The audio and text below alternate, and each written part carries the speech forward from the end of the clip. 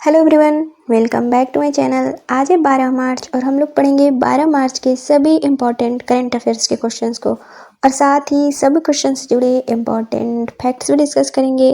तो चलिए स्टार्ट करते हैं आज का सेशन। आज का पहला सवाल है, हाल ही में किस राज्य या केंद्र शासित प्रदेश द्वारा महिला समृद्धि योजना को मंजूरी दी गई है? हाल ही में महिला दिवस के मौके पर दिल्ली सरकार द्वारा महिला समृद्धि योजना को लॉन्च किया गया है। इस साल इस योजना के लिए 5100 करोड़ रुपए जारी किए गए हैं। इस योजना के तहत महिलाओं को हर महीने 2500 रुपए दिए जाएंगे। इस योजना का उद्देश्य है दिल्ली की गरीब महिलाओं को आर्थिक सहायता देना और साथ ही उनके सशक्तिकरण को बढ़ावा देना। महिलाओं को इसका लाभ उठाने के लिए पहले रजिस्ट्रेशन कराना होगा। रजिस्ट्रेशन के लिए पोर्टल और ऐप लॉन्च भी किए जाएंगे। इस योजना का लाभ उठाने के लिए क्या शर्तें हैं? तो दिल्ली की महिला होना ज़रूरी है, आय 3 लाख रुपए से ज़्यादा न हो, परिवार इनकम टैक्स न भरता हो और आयु 18 से 60 साल तक हो और सरकारी पद पर न हो, साथ ही सरकारी लाभ भी न लेती हो। तो राइट आंसर हो जाएगा ऑप्शन ए, नई दिल्ली। अब दिल्ली, तो ये हो जाएगा दिल्ली का मैप। दिल्ली भारत की राजधानी साल 1911 में बना था। हाल ही में दिल्ली में विधानसभा चुनाव हुए हैं जिसमें बीजेपी ने 27 साल बाद बहुमत हासिल किया है। दिल्ली की वर्तमान मुख्यमंत्री हैं रेखा गुप्ता, जो कि दिल्ली की चौथी महिला मुख्यमंत्री है। दिल्ली यमुना नदी के तट पर स्थित है। अगला सवाल है, हाल ही में फ्रीडम शील्ड नामक सैन्य अभ्यास दक्षिण कोरिया और किस देश के बीच शुरू हुआ है? फ्रीडम शील्ड दक्षिण कोरिया और अमेरिका द्वारा आयोजित 11 दिवसीय अभ्यास है जिसका आयोजन 10 से 21 मार्च 2025 तक किया जा रहा है। अब दक्षिण कोरिया, तो ये हो जाएगा मैप में दक्षिण कोरिया। दक्षिण कोरिया की राजधानी है सियोल, यहाँ की करेंसी है दक्षिणी कोरियाई वॉन और यहाँ के वर्तमान प्रेसिडेंट हैं यून सुक योल। और अमेरिका, तो ये हो जाएगा मैप में अमेरिका। अमेरिका की राजधानी है वॉशिंगटन डीसी, यहाँ की करेंसी है डॉलर, यहाँ के वर्तमान प्रेसिडेंट है डोनाल्ड ट्रंप। अमेरिका में 50 राज्य हैं। हाल ही में बाल्ड ईगल को अमेरिका का राष्ट्रीय पक्षी घोषित किया गया है। हाल ही में अमेरिकी पत्रिका टाइम मैगजीन द्वारा डोनाल्ड ट्रंप को पर्सन ऑफ द ईयर चुना गया है। तो राइट आंसर हो जाएगा ऑप्शन डी, अमेरिका।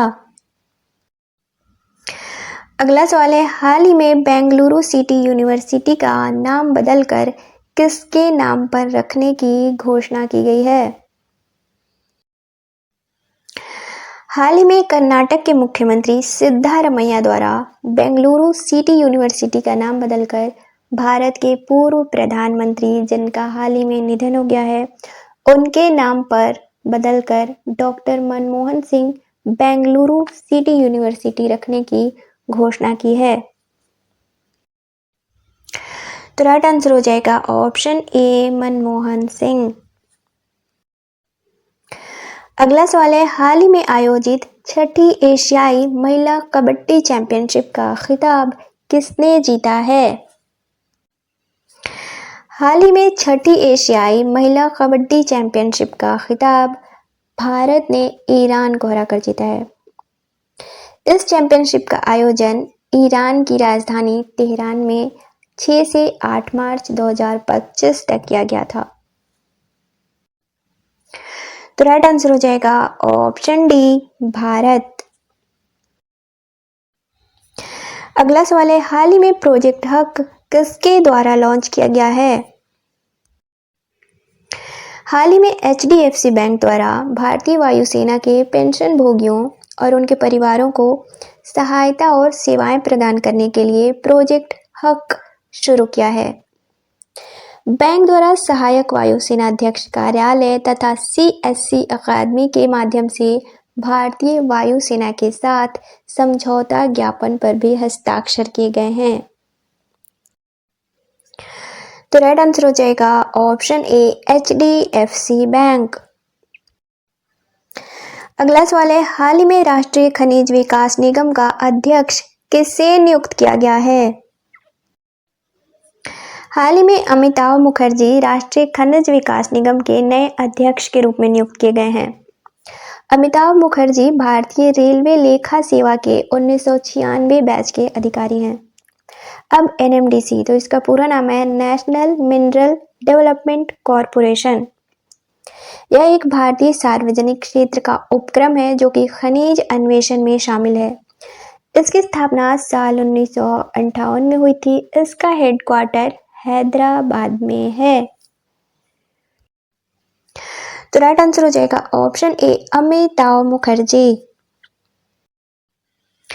अगला सवाल है, हाल ही में किस देश ने क्लस्टर बमों पर प्रतिबंध लगाने वाले क्लस्टर म्यूनिशन से खुद को अलग कर लिया है? हाल ही में रूस की सुरक्षा चिंताओं का हवाला देते हुए लिथुआनिया ने क्लस्टर बमों पर कन्वेंशन से खुद को अलग कर लिया है। अब CCM, क्लस्टर बमों पर कन्वेंशन क्लस्टर बमों के उपयोग, उत्पादन, हस्तांतरण और भंडारण पर प्रतिबंध लगाता है। यह 30 मई साल 2008 को अपनाया गया था, जबकि 1 अगस्त साल 2010 को लागू किया गया था। इसमें इसके सदस्य देशों की संख्या 112 है। इसका उद्देश्य है नागरिक क्षति को रोकना, वैश्विक शांति, मानवाधिकारों और संयुक्त राष्ट्र सतत विकास लक्ष्यों का समर्थन करना। तो राइट आंसर हो जाएगा ऑप्शन ए लिथुआनिया। अब कल के क्वेश्चंस का रिवीजन करेंगे। कल का पहला सवाल था, केंद्रीय औद्योगिक सुरक्षा बल स्थापना दिवस कब मनाया जाता है? तो इसका राइट आंसर था ऑप्शन डी 10 मार्च। अगला सवाल था, हाल ही में किस देश द्वारा भारतीय प्रधानमंत्री को honorary order of freedom of Barbados से सम्मानित किया गया है? तो इसका राइट आंसर था ऑप्शन बी बारबाडोस। अगला सवाल था, एक्सरसाइज खंजर भारत और किस देश से संबंधित है? तो इसका राइट आंसर था ऑप्शन सी किर्गिस्तान। अगला सवाल था, हाल ही में कनाडा के नए प्रधानमंत्री कौन बने हैं? तो इसका राइट आंसर था ऑप्शन ए मार्क कार्ने। अगला सवाल है, हाल ही में भारत का 58वां टाइगर रिजर्व किस राज्य में स्थापित किया गया है? तो इसका राइट आंसर था ऑप्शन ए मध्य प्रदेश। अगला सवाल था, स्पेन के बार्सिलोना में मोबाइल वर्ल्ड कांग्रेस 2025 को किसके द्वारा संबोधित किया गया है? तो इसका राइट आंसर था ऑप्शन बी ज्योतिरादित्य सिंधिया।